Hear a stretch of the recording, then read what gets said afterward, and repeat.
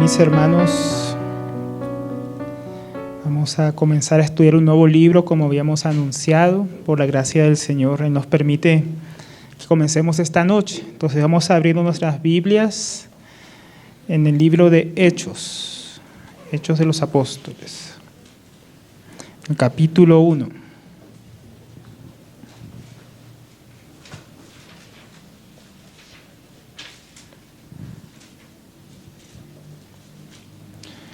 Hechos de los Apóstoles, capítulo 1, del versículo 1 al 5 vamos a estar leyendo.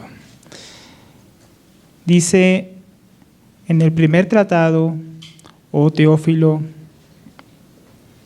hablé acerca de todas las cosas que Jesús comenzó a hacer y a enseñar, hasta el día que fue recibido arriba, después de haber dado mandamientos por el Espíritu Santo a los apóstoles que había escogido. Y a quienes también, después de haber padecido, se presentó vivo con muchas pruebas indubitables, apareciéndoles durante 40 días y hablándoles acerca del reino de Dios. Y estando juntos les mandó que no se fueran de Jerusalén, sino que esperasen la promesa del Padre, la cual les dijo: oísteis de mí, porque Juan ciertamente bautizó con agua, mas vosotros seréis bautizados con el Espíritu Santo dentro de no muchos días. Vamos al Señor en oración una vez más. Te damos gracias, Padre Celestial, por tenernos aquí esta noche, Señor, delante de ti en tu presencia, Señor. Oh Señor, tú que conoces nuestros corazones, nuestra necesidad, nuestra debilidad, Señor, y aún lo que quieres hacer en nosotros en este tiempo. Te damos gracias, Señor, por permitirnos estar delante de tu palabra, de este libro, Señor, el cual tú has inspirado, Señor, por el cual tú edificas también tu iglesia, Señor. Gracias porque tus palabras son verdad, Señor, porque la exposición de tus palabras alumbran, Señor, y hace sabios a los sencillos. Permítanos ser sencillos delante de ti, Señor, para ser alumbrados por tu palabra, Señor. Oh Padre, enséñanos por medio de este libro, Señor. Enseña al que habla, enseña a los que escuchan, enseña a los que han de oír, Señor. Bendita sea tu palabra, en el nombre del Señor Jesús. Amén y amén. Entonces, mis hermanos, como decíamos al principio, el día de hoy, después de haber orado, mis hermanos, y considerado delante del Señor por un buen tiempo, los hermanos, vemos la necesidad o la importancia de estudiar este libro de las Escrituras, que es el libro de Hechos, o Hechos de los Apóstoles. Creemos firmemente, mis hermanos, que este libro, como toda la palabra de Dios, como hemos venido estudiando también los últimos sábados, es necesario, es útil para enseñarnos, redarguirnos, corregirnos, instruirnos en justicia, a fin de que también como iglesia estemos completamente preparados. Esto es parte del consejo de Dios y es parte de todo ese consejo de Dios que ha sido dado para la edificación de la iglesia. Entonces es un libro que nos parece muy importante, más mis hermanos, en este tiempo de crecimiento que hemos tenido como iglesia del Señor aquí en Ciudad Bolívar. Entonces hoy vamos a comenzar, mis hermanos, haciendo una introducción a lo que es este libro. Entonces vamos a partir el tiempo de hoy con la ayuda del Señor en dos partes principales. Primero vamos a ver primeramente unos asuntos técnicos sobre el libro, el autor, la estructura del libro en sí, para que podamos comprender mejor el contexto y cómo este libro, mis hermanos, encaja dentro de la revelación divina, del lugar que el Señor ha dado en las Escrituras, en la iglesia, en la historia, para que podamos aprender de él, sacarle mayor provecho. Seguido de eso, lo segundo que vamos con ayuda del Señor, que vamos a hacer, si nos concede, es una panorámica de las enseñanzas principales y explicar un poco el énfasis que vamos a darle en este tiempo en que vamos a estudiarlo, también para sacarle mejor provecho. Entonces vamos a comenzar, mis hermanos, por lo primero.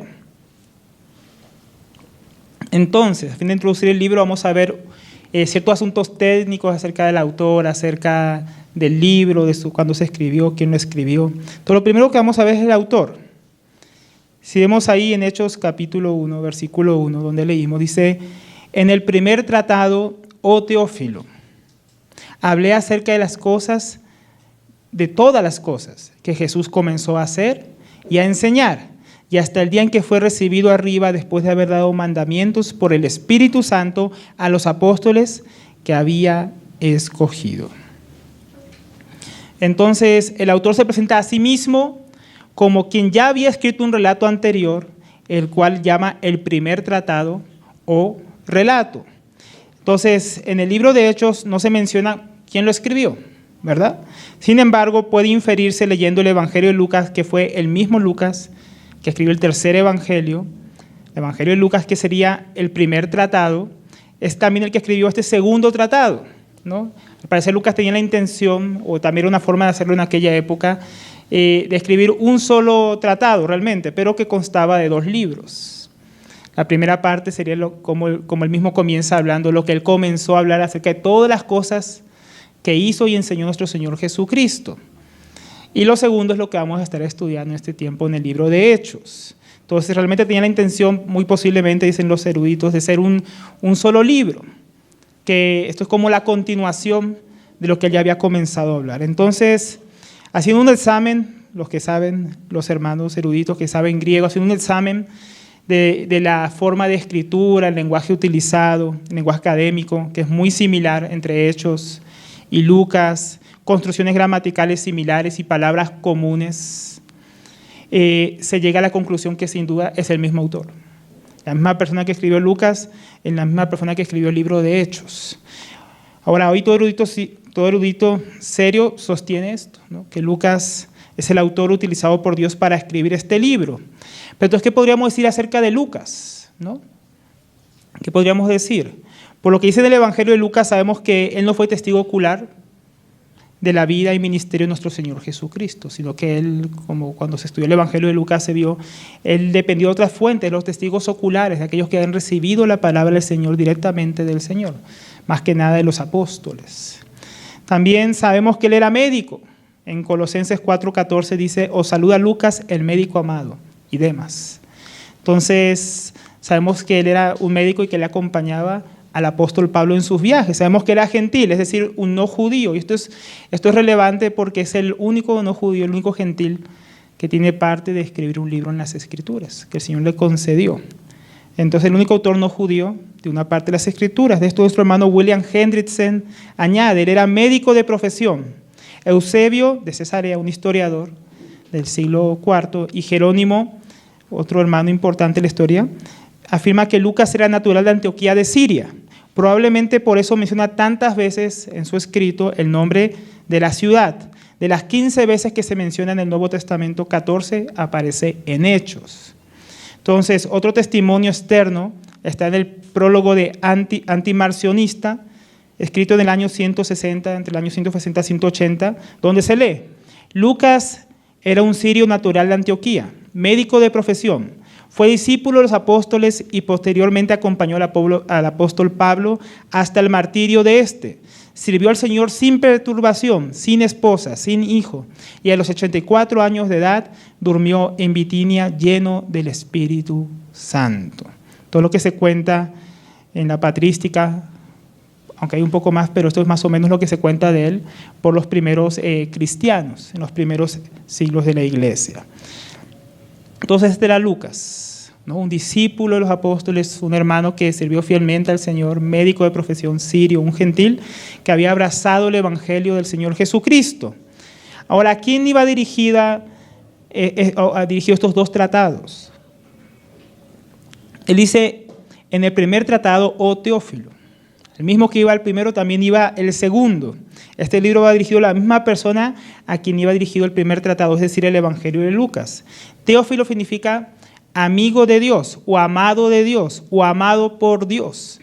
Era un nombre que podía usarse tanto en su forma hebrea como en su forma griega. Entonces era un nombre a veces común en esta época. Se dice de él porque tampoco se sabe mucho realmente de Teófilo.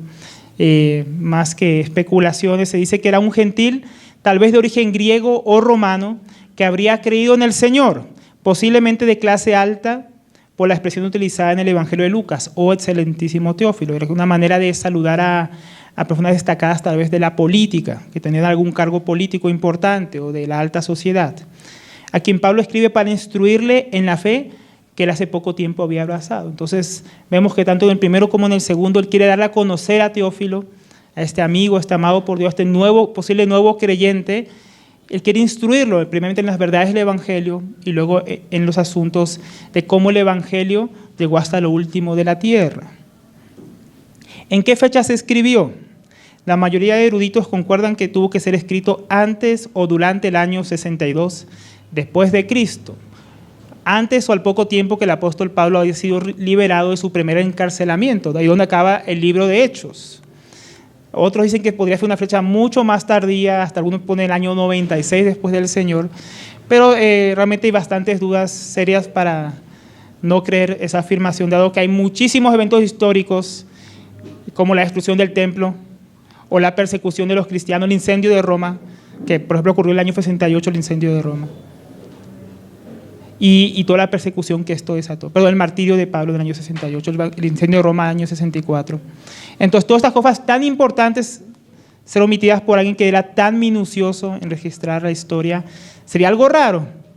Entonces lo más posible es que esta sea la fecha más correcta, el año 62. Ahora, ¿qué tiempo abarca este relato? Los hechos presentados abarcan más o menos entre 30 y 33 años de la historia de la iglesia, desde el tiempo de Pentecostés, desde la ascensión del Señor Jesucristo, hasta la liberación o los 2 años primeros del encarcelamiento de Pablo en Roma. Ahora, ¿qué fuentes usó Lucas para hablarnos lo que nos habla en Hechos de los Apóstoles? Lucas, en el Evangelio de Lucas 1, versículo 4, se dice que él investigó de manera minuciosa.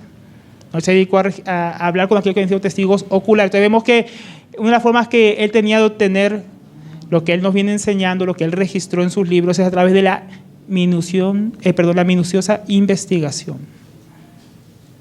Era un hombre que le gustaba investigar, le gustaba saber la verdad. Él dice en Lucas 1:3, me ha parecido también a mí, después de haber investigado con diligencia todas las cosas desde su origen, escribirlas por orden, oh excelentísimo Teófilo, para que conozcas bien la verdad de las cosas en las cuales has sido instruido. Entonces vemos que él era un investigador, alguien que se dedicaba a conocer bien las Escrituras. El Señor nos permite también, mis hermanos, por medio de este estudio, conocer aquellos hechos que el Señor también permitió que fueran registrados para nosotros. El Señor puso a hacer una investigación. ¿Y quiénes son los beneficiarios? No solo Teófilo, sino también nosotros, en aquellas cosas que hemos aprendido, que hemos creído. Otra fuente de Lucas es el mismo apóstol Pablo, lo que el apóstol Pablo le transmitió. Lucas fue compañero en varios de sus viajes y aún en sus prisiones. No, en varias de las epístolas, cuando él estaba prisionero, menciona a Lucas, como la que leímos de Colosenses. También leemos en varias partes, de hecho, los apóstoles, cómo le habla en primera persona. Eso nos muestra cómo claramente en algunos de los viajes él acompañó al apóstol Pablo, en otros no los acompañó, sino que el mismo apóstol Pablo muy posiblemente luego le transmitió lo que hizo en esos viajes. Y entonces él pudo registrarlo. Entonces lo que Pablo le transmitió y lo que él vivió junto a Pablo. También es muy importante el Evangelio de Marcos. Los eruditos ven en el Evangelio de Marcos una base para el Evangelio de Lucas. Muchos dicen que el Evangelio de Lucas no pudo haberse escrito antes del Evangelio de Marcos, pues bastante de lo que le habla en su Evangelio fue basado en este Evangelio de Marcos. Y si primer tratado es el Evangelio de Lucas, entonces seguidamente viene el libro de Hechos. Entonces Pablo había recibido bastante el apóstol Pedro, pues la tradición y la historia habla de que él escribió su evangelio basado en lo que dictado prácticamente por el apóstol Pedro, más lo que él añadiría después. Entonces, una fuente que pudo haber usado, por ejemplo, el Lucas para poder escribir lo que él escribe en Hechos sobre el apóstol Pedro, posiblemente fuera Juan Marcos. Otra muy posible fuente, por lo que vemos relatado en el Hechos de los Apóstoles, los detalles que él cuenta, es posiblemente Felipe el diácono. Él se encontró personalmente con él cuando acompañaba a Pablo a Jerusalén, ahí en Hechos 21:8 dice, al otro día saliendo Pablo y los que con él estábamos, hablando en primera persona de que él estaba en ese viaje, fuimos a Cesarea y entrando en la casa de Felipe el evangelista, que era de los 7, posamos con él. Esa podría ser una muy buena oportunidad para que Lucas conociera los detalles que él nos relata de Felipe, el evangelista, el diácono, uno de los 7 diáconos de Jerusalén, lo que se trata en cuanto a su viaje a Samaria, la predicación al etíope. Entonces, esos podrían ser varias de las fuentes de las que pudo haber recibido lo que escribió Lucas. Ahora, la estructura del libro. Pensemos por el nombre del libro, antes de ver su estructura. Desde el siglo II empezó a ser llamado por los padres de la Iglesia como el libro de Hechos de los Apóstoles, como comúnmente es llamado también en nuestras Biblias. Ahora, el problema para muchos en sostener que debe ser llamado de esta manera es que el nombre en sí mismo no alcanza a abarcar todos los acontecimientos y personajes descritos en la narración del libro. En su mayoría se habla, por ejemplo, del ministerio de Pedro y Pablo, por lo cual incluso hay gente que ha sugerido llamarlo los Hechos de Pedro y de Pablo. Pero eso también sería olvidar que también se habla de otras personas. Sería obviar, por ejemplo, que no solamente se habla de los apóstoles, también se relata los ministerios de Esteban, Felipe, Bernabé, Silas, Timoteo, etc. Entonces, no podemos decir que solamente son los hechos de Pedro y de Pablo. Otros dicen que debería ser llamado, y se usa mucho este término más que nada en nuestros días, hechos del Espíritu Santo. No es un nombre que se ha hecho muy popular en nuestros días. Uno escucha a muchos predicadores diciendo, vamos al libro de Hechos del Espíritu Santo. ¿Por qué? Porque en este libro es donde más posiblemente se enfatiza en todo el Nuevo Testamento y se habla sobre la obra de la tercera persona de la deidad. Vemos la llenura del Espíritu Santo en Pentecostés, luego en toda la iglesia, luego en Samaria, en Cesarea, en Éfeso, etc. Vemos el Espíritu Santo mandando a Pablo y a Bernabé a su primer viaje misionero. Entonces vemos constante actividad del Espíritu Santo, dando dones, guiando a la iglesia, ¿no? Guiando a los creyentes. Le vemos guiar a Pedro para que fuera a casa de Cornelio, vemos guiarlo a Felipe, vemos guiarlo a Pablo, a Bernabé, como decíamos, para su primer viaje. Vemos que da dones a los hermanos, que Pablo dice que él establece ancianos ahí en Hechos 20 y comunica lo que se ha de hablar, etc. Entonces, con esta razón muchos dicen que debería ser los hechos del Espíritu Santo, pero otros dicen no, es los hechos de Jesucristo, porque decía al principio, como leímos hoy, Lucas, que en el primer tratado él comenzó a hablar de todas las cosas que el Señor Jesús había hecho y enseñado. Entonces, por inferencia, esta sería la continuación de lo que el Señor había comenzado a hacer y a enseñar. Sería como la continuación de las obras de Jesucristo por medio del Espíritu Santo en su iglesia. Otros dicen, no, se llamaban entonces los hechos del Señor Jesucristo. Otros dicen que deberíamos simplemente llamarlo hechos, dado que así abarcamos todo lo anterior que hemos mencionado.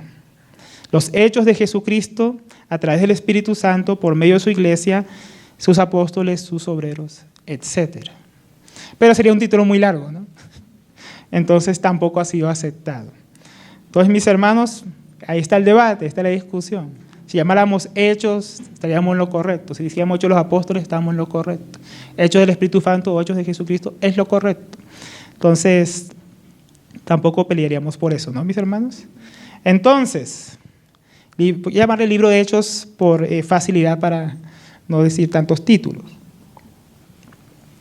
Entonces, podríamos dividir el libro, mis hermanos, de varias maneras. Varias maneras han sido propuestas. Por ejemplo, algunos piensan, como decíamos, que ya que los personajes principales, o sea, personas, ¿no? Porque el principal realmente es Dios, pero como hay personajes humanos principales, algunos dicen que debería ser dividido en dos partes, el libro de Hechos.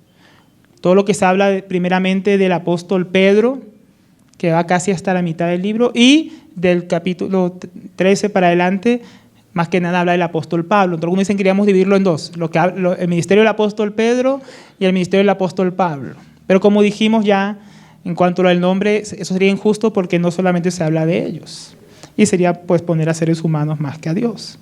Otros piensan que debería dividirse en las dos iglesias predominantes, donde más se ve que sale el ministerio de los apóstoles. Digamos, Jerusalén y Antioquía, desde donde se expandió el evangelio, ¿no? Desde Jerusalén se expandió más que nada hacia los judíos y las zonas circundantes, y ya desde Antioquía se extiende ya por todo el mundo hasta los confines de la tierra. Pero eso tampoco sería muy exacto. Entonces la que vamos a ver nosotros, la más aceptada, la más común, es esta tercera, que es el programa de expansión del Evangelio que el Señor dejó en Hechos 1:8, ¿no? Y me seréis testigos, Jerusalén, Judea, Samaria y hasta el último de la tierra. Entonces, esta estructura tendría tres partes principales, mis hermanos. Primeramente, Jerusalén. Los hechos alrededor de la iglesia en Jerusalén, cómo es derramado el Espíritu Santo, cómo ellos empiezan a predicar el Evangelio, se establece la primera iglesia, y a través de este ministerio en Jerusalén se piensa a llevar el Evangelio por todo Judea y Samaria. Esto iría más o menos desde el capítulo 1 al capítulo 7. La segunda división grande que podríamos decir sería Judea y Samaria, que iría desde el capítulo 8 al capítulo 12, versículo 25. Ahí se cuenta, es como una pequeña transición, donde el Evangelio ya no solamente está siendo predicado en Jerusalén, sino que también por causa de la persecución llega a Samaria con Felipe, ¿no? Al eunuco. Los samaritanos empiezan a creer en el Señor Jesucristo. Pedro y Juan bajan a Samaria, imponen manos, la gente recibe el Espíritu Santo después de haber creído en el Evangelio. Entonces vemos cómo el Evangelio empieza a avanzar más allá de Jerusalén y más allá de solamente los judíos. Pero seguían siendo solamente israelitas, ¿no? Porque también los samaritanos eran del pueblo de Israel, aunque se habían mezclado, aunque habían apostatado en ciertas cosas, seguían siendo del linaje de Abraham. Entonces llegaríamos a la tercera división, que sería hasta lo último de la tierra, que aunque ya se empieza a ver ciertos guiños en capítulos anteriores de que el Evangelio también va hacia los gentiles, realmente es desde Hechos 13, desde la ciudad de Antioquía, donde el Evangelio ya es llevado como tal para fundar iglesias en ciudades greco-romanas, ¿no? Ya en lo que es el mundo greco-romano, ya bien lejos de lo que era el judaísmo y las áreas circundantes a Judea, Samaria, Jerusalén. Entonces podríamos ver las tres divisiones principales. Todas estas divisiones tienen sus subdivisiones que hoy no vamos a ver. Otras características de este libro, mis hermanos, podríamos decir que otra forma de ver este libro, en otras maneras principales, sería verlo como un documento misionero. ¿Por qué? Porque es realmente donde se ve la misión de la iglesia siendo llevado a cabo, de una manera histórica, de una manera viva, ¿no? Casi todos los evangelios acaban con una invitación a la gran comisión. El que más lo hace es Mateo, en el capítulo 28, el versículo 18 en adelante hasta el final. Ahí sale la gran comisión, de donde ellos son comisionados para ir a predicar el evangelio en todas las naciones, haciendo los discípulos, enseñándoles lo que él mandó que ellos debían guardar. Pero sin duda solamente es en el libro de Hechos donde empezamos a ver esto ocurrir. ¿Y cómo ocurrió? Como desde Jerusalén hasta la capital del Imperio Romano fue llevado el evangelio. Entonces es un documento misionero, histórico misionero, que cuenta la historia de las misiones en el principio de la iglesia. También tiene un alto contenido de sermones. Si usted quiere buscar un libro en la Biblia donde estén los discursos de los apóstoles, cómo ellos predicaban el evangelio, cómo ellos daban a conocer al Señor Jesucristo, cómo ellos daban testimonio tanto a judíos como a gentiles, ante reyes, ante gobernadores, ante sus enemigos, ante todo hombre, es el libro de Hechos, mis hermanos. No, es un libro que cuando yo enseño sobre evangelización, es el libro donde mejor yo puedo ver los ejemplos de cómo se predicaba el evangelio. ¿No? Usted ve que predicaban el evangelio, Pablo dice a los corintios en la epístola: yo cuando fui entre ustedes prediqué el evangelio con temor, con temblor, no usé palabras de humana sabiduría, prediqué a Cristo crucificado. Y usted va a Hechos y ve cómo él predicó el evangelio, que es el evangelio que él predicó. Él va a los Gálatas y dice: cualquier otro que predique otro evangelio al que le hemos anunciado, sea anatema. Pues ¿cuál es un evangelio diferente? Uno puede ir al libro de Hechos y ver qué evangelio él predicó en Galacia, en las iglesias que conformaban Galacia. Entonces realmente es un libro donde estos sermones son un gran tesoro para la iglesia, un gran tesoro para nosotros en días que el evangelio está tan distorsionado. También podemos decir que es un documento histórico-teológico, porque aunque ciertamente contiene historia de la iglesia, también contiene harta teología. Justamente en esos sermones que acabamos de mencionar se habla del evangelio, se habla de la doctrina de Dios, de quién es Dios, de quién es Jesucristo, Se habla de quién es el Espíritu Santo y su obra. Se habla de la justificación, de la expiación de los pecados, de la ascensión de Jesucristo. Tantos temas que son teológicos, mis hermanos, y también históricos. Ahora, mis hermanos, vamos a pasar a otro asunto. La razón de por qué este autor escribió este libro, cuál sería su propósito, cuál es el propósito de Lucas cuando escribió este libro. Podríamos resumir el propósito que él tenía en mostrar el avance del Evangelio desde Jerusalén, pasando por Antioquía, hasta llegar a la capital del Imperio Romano, avanzando desde la primera iglesia judía, llegando a los primeros gentiles y extendiéndose hasta los confines de la tierra.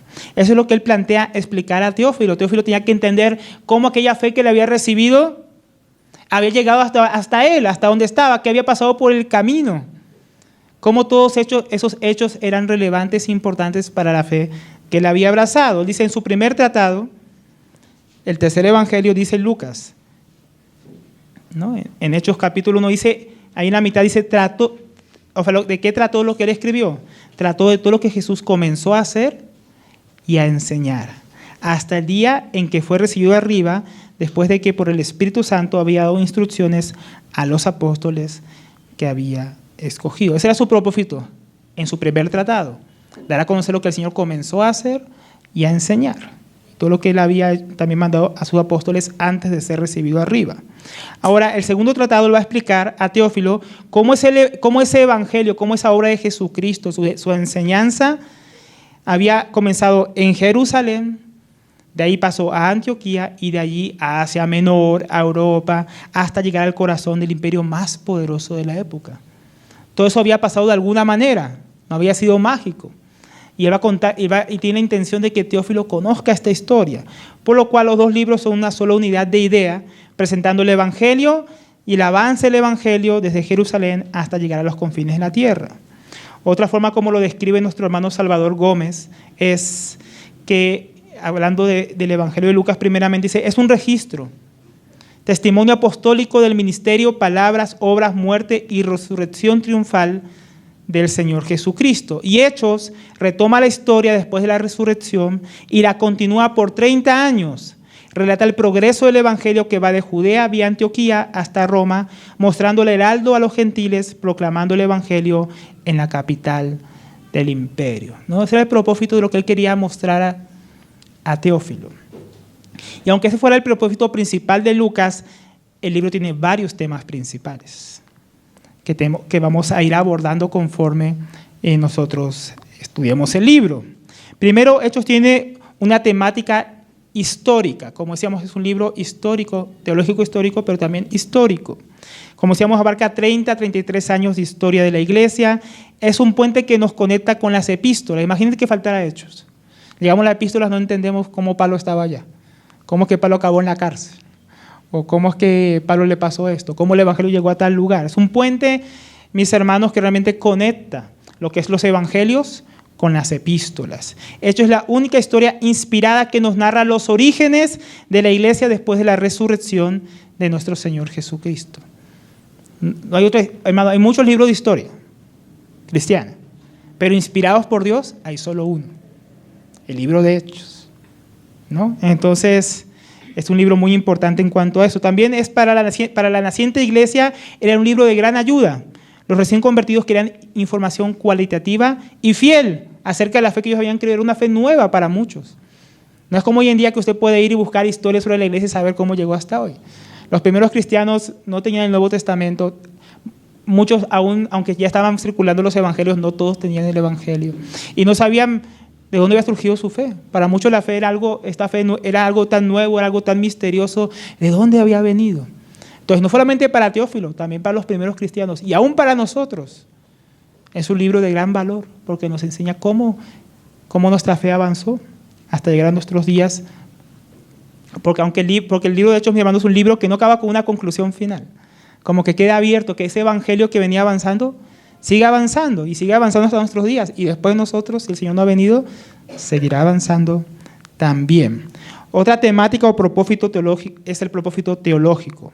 Vemos al Espíritu Santo actuar en la iglesia y por medio de la iglesia. También vemos el Evangelio de Jesucristo avanzar en el poder del Espíritu Santo por medio de la iglesia.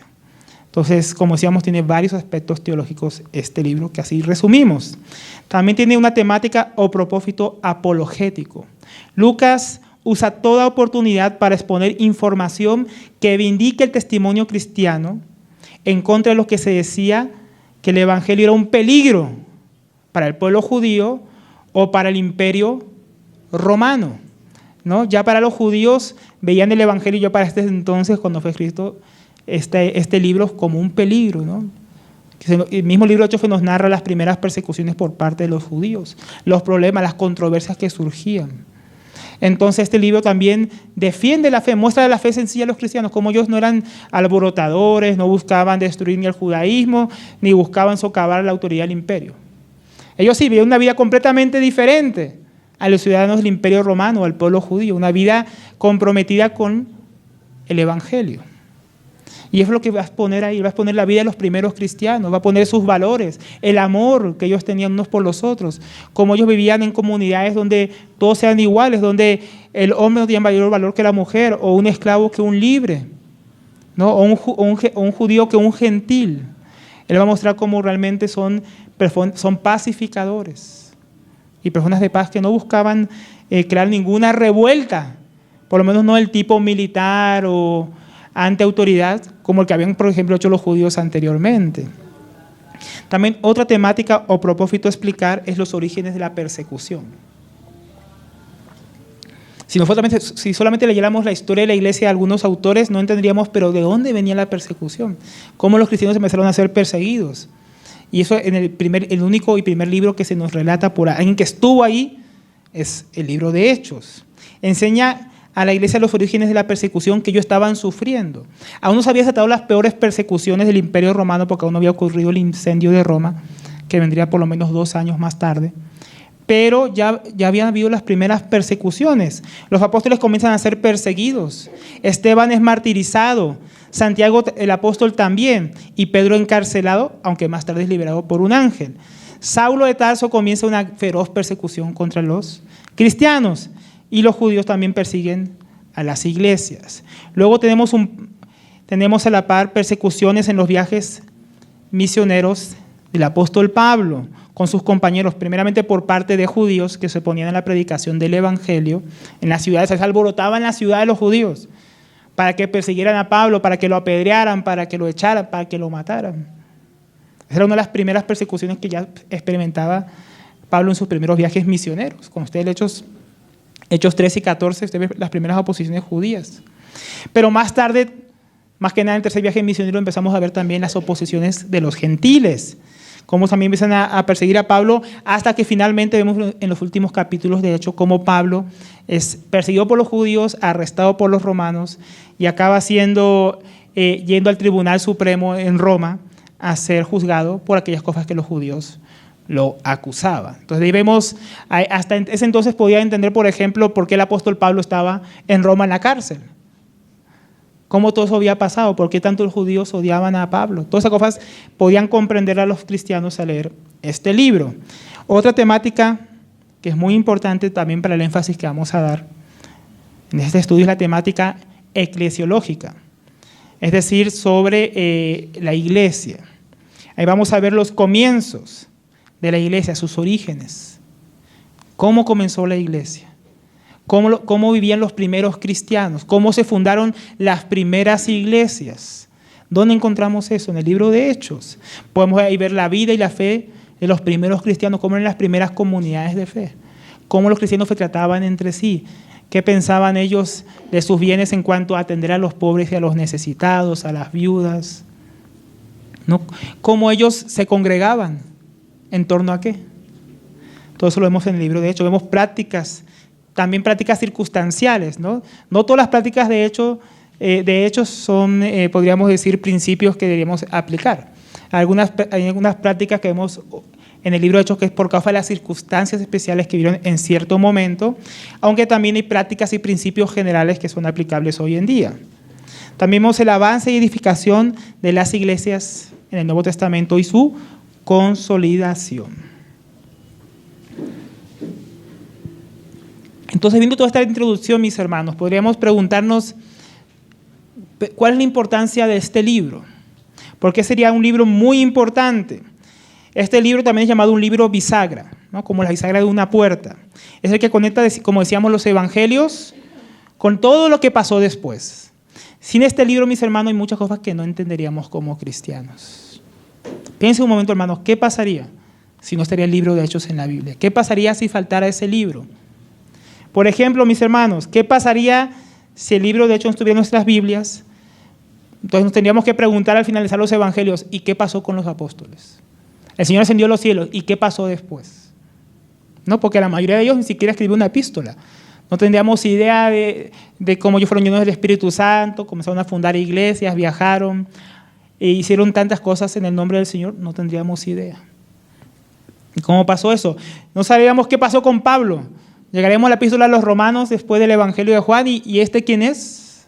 Este no era de los 2 apóstoles, ¿este quién será? Tal vez estaríamos como los judíos, que los judíos dicen que la fe cristiana la inventó Pablo. Usted va al Talmud y otros libros y dicen, no, Pablo es el fundador del cristianismo. Tendríamos poca razón para dudar lo que ellos dicen si no estuviera el libro de Hechos. Digamos, Pablo apareció de repente, ¿será que él se inventó la religión cristiana?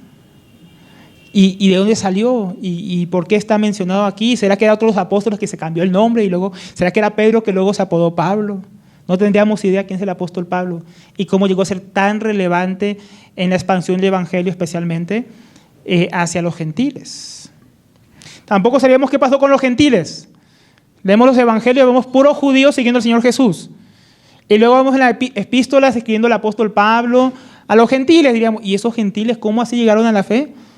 Y sin judaizarse, sin circuncidarse. ¿Y por qué ahora Pablo ataca la ley y dice que no hace falta esto para ser cristiano? No entenderíamos nada, mis hermanos.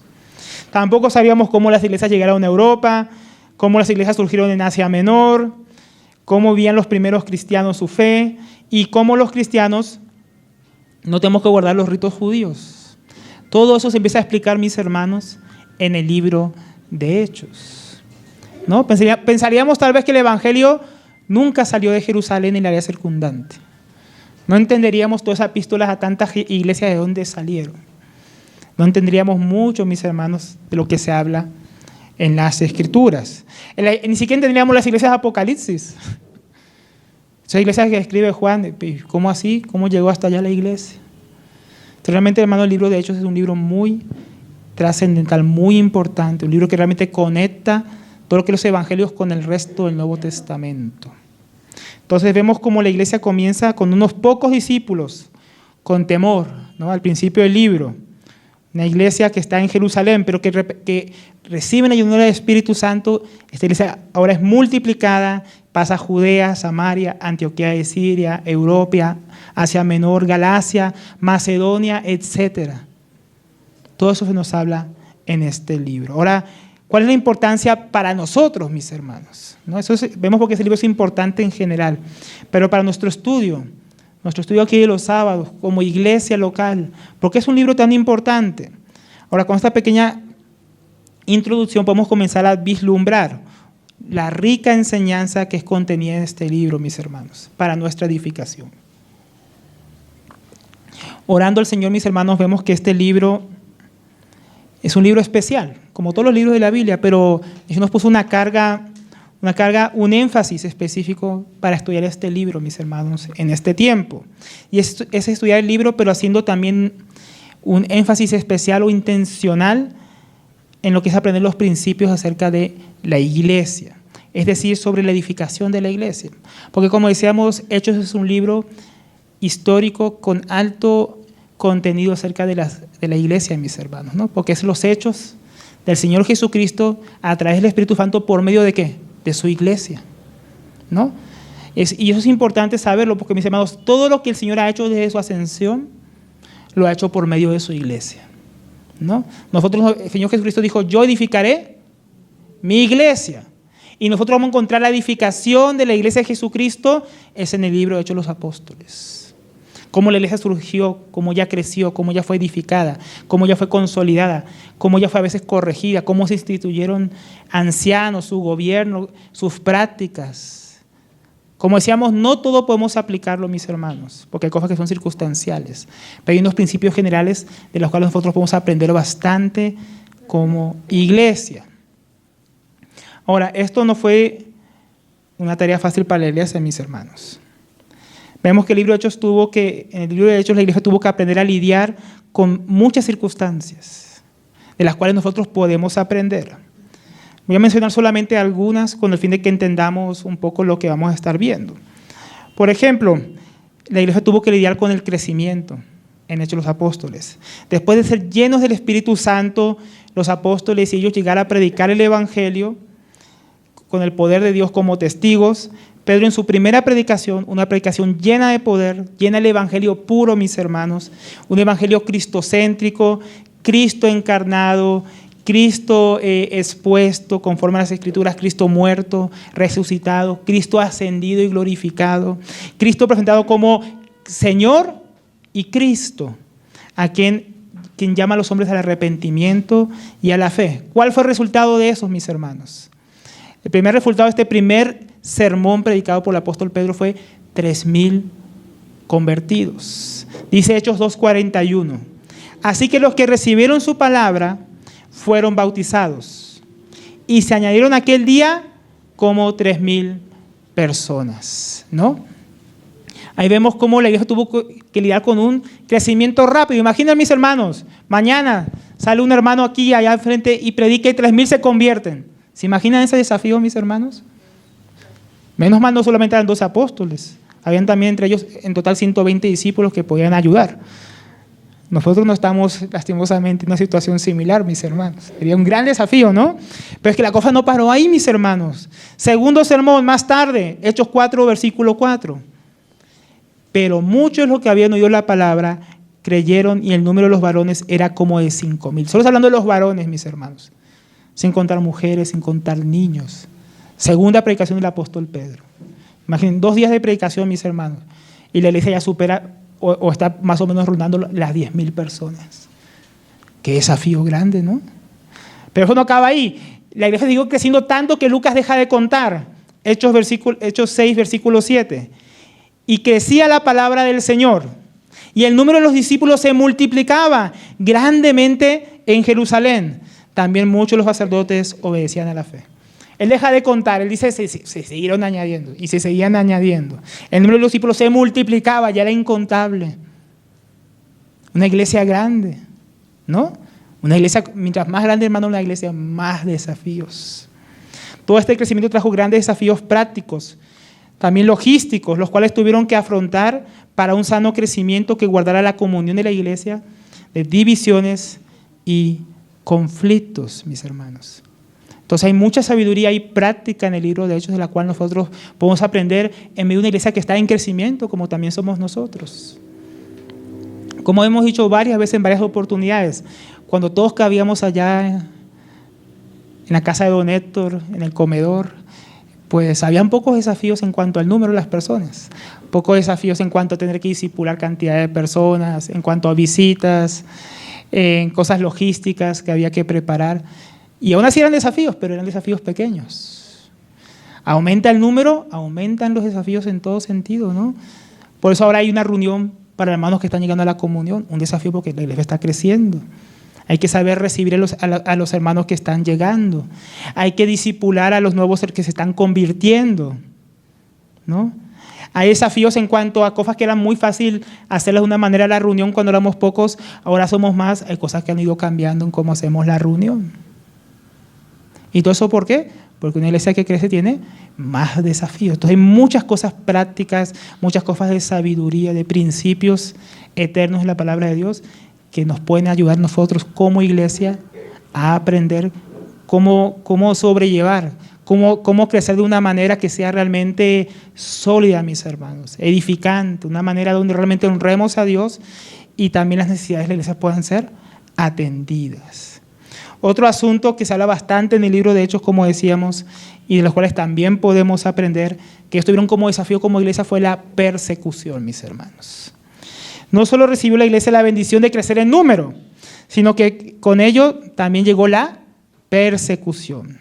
El Sanedrín, Saulo de Tarso, el rey Herodes, los judíos en las provincias gentiles, los propios gentiles comenzaron a perseguir a la iglesia y a oponerse al avance del evangelio.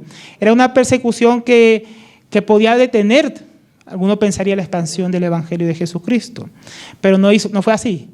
Ellos asumieron de tal manera la persecución, la oposición, que en vez de que el evangelio fuera detenido, el evangelio fue avivado y fue predicado. Y el testimonio era tan grande que los apóstoles y la iglesia dice que iban por todas partes y no dejaban de predicar a Jesucristo.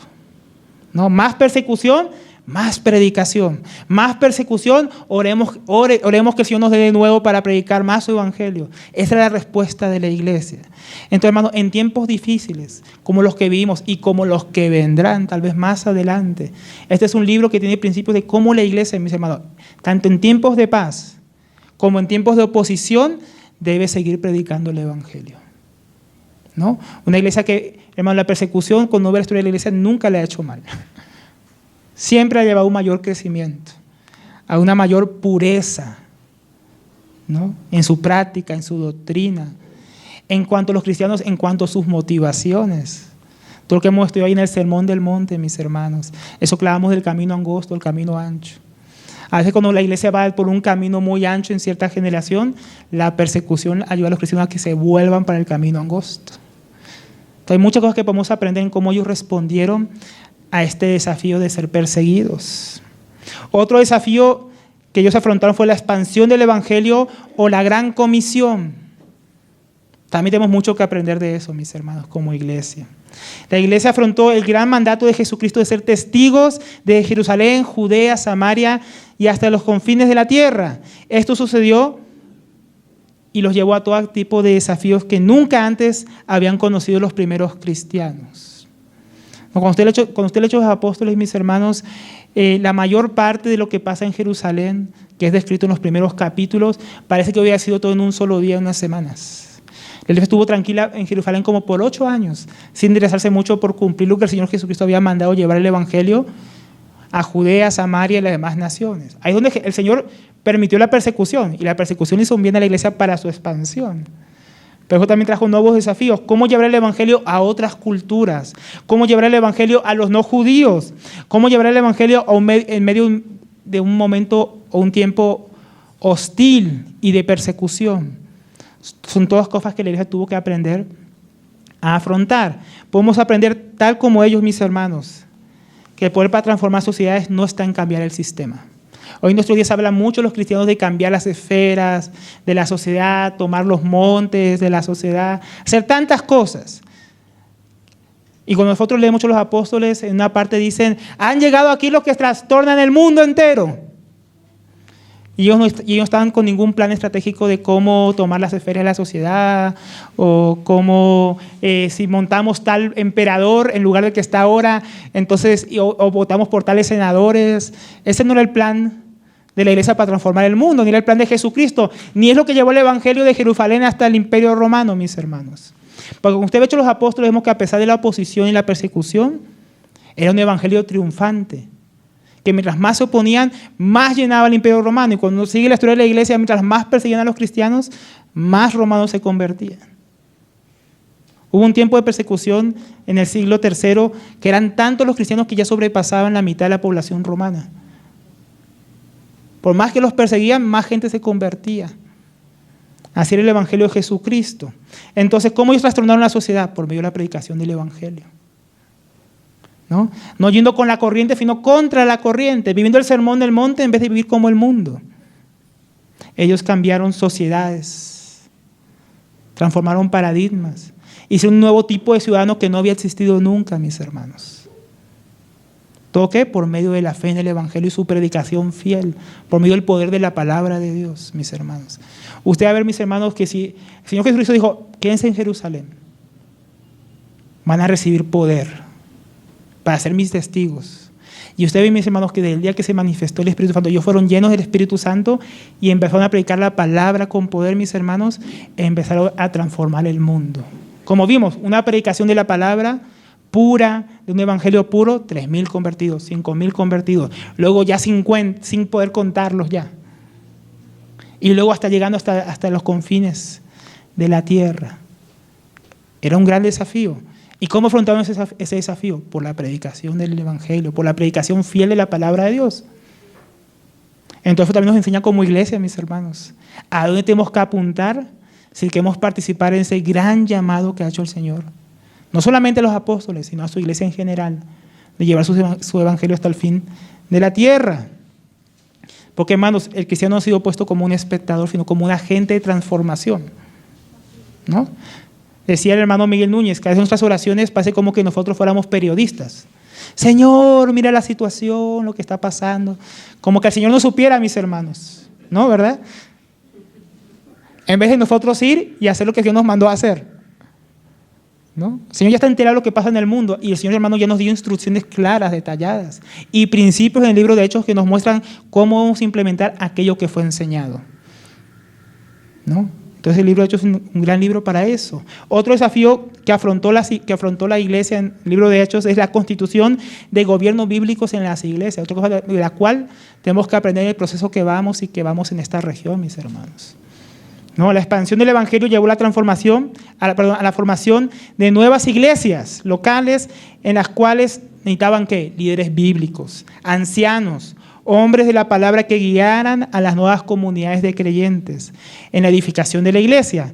Este fue un desafío que los apóstoles y las iglesias no pudieron darse el lujo de ignorar, mis hermanos. Entonces, otro principio que podemos aprender, que ellos aplicaron, mis hermanos, la formación de líderes. Vemos cómo los primeros líderes fueron llamados, cómo fueron preparados,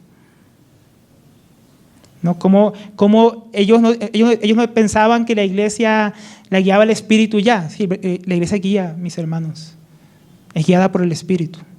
Pero, ¿por quiénes? Por medio de hombres, mis hermanos, ¿no? Entonces vemos cómo la iglesia consideró la necesidad de más líderes, por ejemplo, en el caso de los diáconos, ¿no?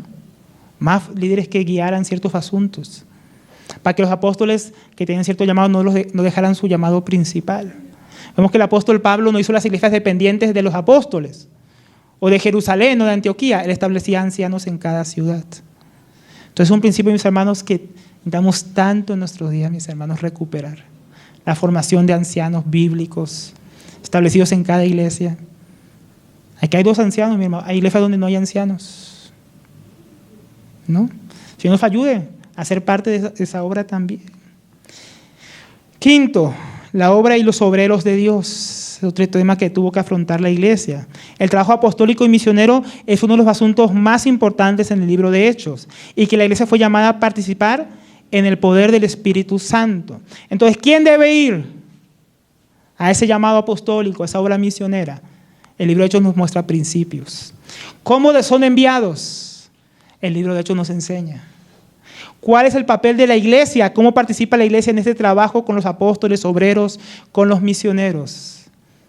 Ese trabajo en conjunto, porque, hermanos, la gran comisión no es un trabajo solamente de los apóstoles, en la época cuando comenzó la iglesia, o de los misioneros, los evangelistas, es un trabajo que involucra a toda la iglesia. Entonces, es un libro que nos sirve bastante para aprender esos principios de cuál es nuestra parte en ese gran llamado de llevar el evangelio hasta los confines de la tierra. Ya nos alcanzó a nosotros, ¿cómo de nosotros va a alcanzar a otros? ¿Cómo va a ser nuestra participación? Dios quiere que este libro de Hechos nos despierte, nos exhorte, nos llene de diligencia, de entusiasmo por participar de esa obra, mis hermanos. Dios se glorifica en sus iglesias locales, sí, pero esas iglesias locales la pone para seguir avanzando su evangelio, no para que muera ahí, ¿no, mis hermanos? No es que hasta aquí llegó el evangelio, no, que el evangelio tiene que seguir avanzando. Y nosotros, en la gracia que nos conceda el Señor, seremos partícipes en ese avance del evangelio.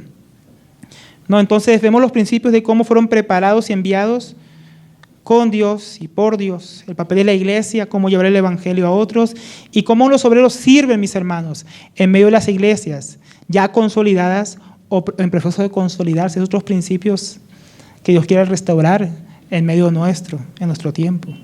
Porque, mis hermanos, no solamente fundar iglesias, algunas también necesitan ser acompañadas, otras necesitan ayuda en corregir ciertas cosas, como Pablo que envió a Tito, ¿no?, a corregir lo deficiente, ¿no? Y todo tiene principios y nosotros vemos que, por ejemplo, en los primeros 2 viajes misioneros de Pablo, vemos mucha fundación de iglesias. Tercer viaje misionero ya lo vemos visitándolas, corrigiendo, consolidando, exhortando, ¿no? Entonces vemos que los 2 trabajos son importantes. Y en los 2 participan no solamente los obreros, también la iglesia, porque esos obreros, mis hermanos, salen de iglesias locales. Ahí son formados, por ella son sostenidos, por medio de ella también son enviados por el Espíritu Santo. Entonces una relación y trabajo entre obreros en una región también vemos ahí, cómo los obreros también se relacionan entre sí, o con diferentes regiones, y entre ellos y las iglesias. Son muchos desafíos los cuales la iglesia en Hechos aprendió a sobrellevar y nos puede enseñar a nosotros. 6, ya vamos a acabar, no se preocupen, mi hermano. Cómo tratar las herejías. Aunque muchas de las epístolas, las herejías son tratadas con más detalle, vemos que algunas ya surgieron y se iban relatando en el libro de Hechos, algunas oposiciones o herejías, porque hermanos, hay persecución externa, pero podríamos decir que la herejía es como un tipo de persecución interna, con la que también hay que aprender a lidiar, como hemos aprendido con los falsos maestros, ¿no? Falsas doctrinas, que a veces entre supuestos hombres de Dios se levantan en medio de la propia iglesia. Eso también pasó en el libro de Hechos. Entonces, la iglesia en el libro de Hechos también aprendió a tratar con esto, mis hermanos, con falsas doctrinas que querían introducirse para desvirtuar la obra que Dios estaba haciendo en la iglesia. Allí cobra gran importancia, mis hermanos, el primer concilio de la iglesia en Hechos capítulo 15. Este concilio fue muy importante, mis hermanos. Ahí Dios dio sabiduría. Sabiduría a la iglesia, a los apóstoles, a los ancianos de Jerusalén, junto con Pablo y Bernabé, que eran delegados de la iglesia en Antioquía, de cómo, por ejemplo, mis hermanos, tratar la herejía judaizante que estaba surgiendo, ¿no?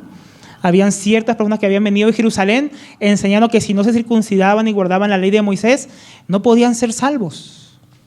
Eso atentaba directamente contra el evangelio. El evangelio que los apóstoles habían predicado en Jerusalén, Judea y Samaria, y que el apóstol Pablo, Bernabé y otros habían predicado entre los gentiles. Esta fue la primera gran controversia que surgió, tal vez doctrinal, en medio de las iglesias. Y si no lo hubieran tratado con sabiduría, si no lo hubieran tratado con diligencia y también con valor, eso podía haber fragmentado la iglesia, mis hermanos, en aquel tiempo. Haber fragmentado el ministerio de los apóstoles. Y hasta el día de hoy estaríamos inseguros si es que era bien o no guardar el Shabbat. Tenemos todavía discutiendo hasta el día de hoy. Aunque hasta el día de hoy se discute, porque ese no fue el fin de la herejía judaizante, nos quedó un claro precedente, mis hermanos, que hasta el día de hoy nos inspira y nos enseña. Entonces, hoy también tenemos que aprender, mis hermanos, que la iglesia a veces tiene que tratar asuntos difíciles y no callar. Y aprender estos principios de cómo tratar con sabiduría ciertas cosas que pueden surgir entre nosotros, pueden surgir en la región. Cierto hermano puede llegar aquí un día con una idea nueva, pero esas cosas nos enseña el libro de Hechos que tienen que ser tratadas. 7 y último asunto, aunque hay muchos más asuntos que podríamos hablar en este énfasis del tema eclesiológico, es los asuntos prácticos, logísticos y de necesidades. Porque, hermanos, así como el libro de Hechos nos ayuda a ver la sabiduría práctica de Dios que le dio a los apóstoles, sabiduría en asuntos prácticos a la iglesia para que no tuviera ciertos problemas que causaran división, estancamiento o produjera un descuido de ciertos asuntos importantes y relevantes, como el caso otra vez de la elección de los diáconos, lo cual trajo paz, estabilidad, buena conciencia y bendición en la obra de Dios en Jerusalén. Entonces fueron asuntos prácticos que hay que aprender a tratar con sabiduría, no solamente a veces por el crecimiento, ¿no? Como hablábamos en el primer punto, sino que hay muchas cosas prácticas. Nosotros en el libro de Hechos vemos cómo ellos se reunían, en torno a qué asuntos perseveraba la iglesia, cuáles eran las prácticas normales de la iglesia en las Escrituras. Aunque nosotros, como decíamos, no podemos aplicar en un 100% porque hay cosas que son circunstanciales. Por ejemplo, en el libro de Hechos se nos cuenta que ellos tenían que atender a un montón de personas y por causa de eso venían personas que vendían sus propiedades y traían su dinero al pie de los apóstoles, vendían sus heredades, sus propiedades. Y algunos dicen, bueno, si fuéramos la iglesia del Nuevo Testamento, hoy deberíamos estar haciendo lo mismo, vendiendo nuestras casas, los carros y poniendo todos los pies aquí de los ancianos para que distribuyan cada uno por igual. Pero resulta que fue un asunto circunstancial, porque en Hechos, como habían vendido varias personas a la fiesta de Pentecostés de varias naciones. Esas personas se convirtieron y muchos de ellos se quedaron en Jerusalén, no volvieron a sus casas, no volvieron a sus países. Muchos estaban sin trabajo. Ahora había muchas viudas también que atender, muchas personas. Entonces fue un asunto circunstancial. Cuando piensa que la iglesia debe ser como Che Guevara o como el comunismo y así, ¿no? Pero no, hay cosas que son circunstanciales, que no son principios para todas las iglesias, y hay cosas que son principios prácticos, que así nos enseñan cómo podemos lidiar con teniendo sabiduría para cómo hacemos las reuniones. Cosas que nos guían que, digamos, coger buenos horarios donde la mayoría pueda. Varias cosas que son muy prácticas, mis hermanos. Cosas de logística. Algunos piensan que en la iglesia no hay que tener cuidado, por ejemplo, de la necesidad de que tenga que haber sillas, o de que alguien pague los recibos de la luz. O en el caso de Hechos, alguien tenía que atender a las viudas. Si los apóstoles atendían a las viudas, ¿quién iba a estar encargado de estar en la oración y predicando el Evangelio de Jesucristo? Entonces hay asuntos muy prácticos, hermanos, de los cuales nosotros podemos aprender de ellos. También la importancia de suplir necesidades. Esa era una necesidad, la necesidad de las viudas, necesidad de los pobres. Mis hermanos, ¿y qué necesidades surgirán entre nosotros? ¿Qué cosas tendremos que afrontar nosotros? Nosotros como iglesia que está creciendo por la gracia de Dios tenemos que aprender también. Entonces, si nos fijamos en este libro, mis hermanos, podemos ver ciertamente que la ambición de enseñar este enfoque eclesiológico no es algo desmedido, desequilibrado. Realmente es un recorrido por la historia de la iglesia y cómo Dios fundamentó su iglesia, dio crecimiento a su iglesia, edificó su iglesia, avanzó su iglesia y cómo nosotros podemos enriquecernos de esa obra que Dios hizo con ellos para también nosotros ser enriquecidos. Entonces, concluyendo, mis hermanos, el desafío llamado con el que quisiéramos concluir hoy, para que saquemos provecho de este estudio, podríamos expresarlo en los siguientes términos. ¿Qué deberíamos nosotros como iglesia hacer este tiempo? Con este desafío, mis hermanos, primeramente deberíamos disponernos, necesitamos disposición, necesitamos asistir, mis hermanos, regularmente a la reunión de enseñanza. Sino cómo vamos a formarnos juntos como iglesia. Cada miembro, cada uno de nosotros, mis hermanos, todos debemos disponernos y comprometernos en esforzarnos y perseverar en torno al estudio de la palabra del Señor. Para que juntos crezcamos en el entendimiento como iglesia, nuestro deber, nuestra misión, edificación como cuerpo de Cristo. ¿Qué más deberíamos, hermanos, nosotros tomar como algo aplicativo? Damos compromiso, ¿no?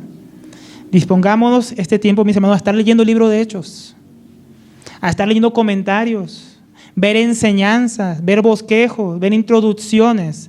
¿Para qué, mis hermanos? Para que usted no venga aquí y no entienda qué es lo que está pasando en este libro, por qué se está hablando esto, de dónde venimos, hacia dónde vamos en el estudio. Mis hermanos, no deberíamos esperar solamente que vengan aquí y nos den todo y ya. Deberíamos también tener un compromiso, mis hermanos, de estar leyendo este libro. O sea, eso es lo mismo que queremos hacer, leer este libro. Y sabiendo lo que cada estudio, el capítulo o el siguiente tema que vamos a estar estudiando, leerlo, ¿no? Por último, mis hermanos, responsabilidad. Somos responsables de lo que aprendemos. No estamos viendo este libro, mis hermanos, simplemente para tener más conocimiento histórico, más conocimiento doctrinal, más conocimiento práctico. No, todo lo que estamos aprendiendo y lo que aprenderemos por medio de este libro, mis hermanos, tenemos que tener responsabilidad de llevarlo a cabo en nuestras vidas. Siempre como iglesia, mis hermanos, algo siempre que me ha impactado aquí en la comunión es que lo que vamos enseñando, por lo menos en las cosas prácticas de la iglesia, vamos procurando de una vez aplicarlo, mis hermanos. Pero fue un asunto de unos, mis hermanos, solamente de los ancianos o de los que enseñan. Es un asunto de toda la iglesia, porque como vamos a ver son principios para toda la iglesia, para toda nuestra participación, formación y edificación. Cosas prácticas que veamos, cambios que hayan que hacer, que el Señor nos ayude para que podamos obedecer y vivir todo lo que nos enseña a través de este precioso libro. Entonces, mis hermanos, que el Señor nos ayude. Oremos y bueno, ahora en la mutualidad hablamos un poco más sobre estos asuntos.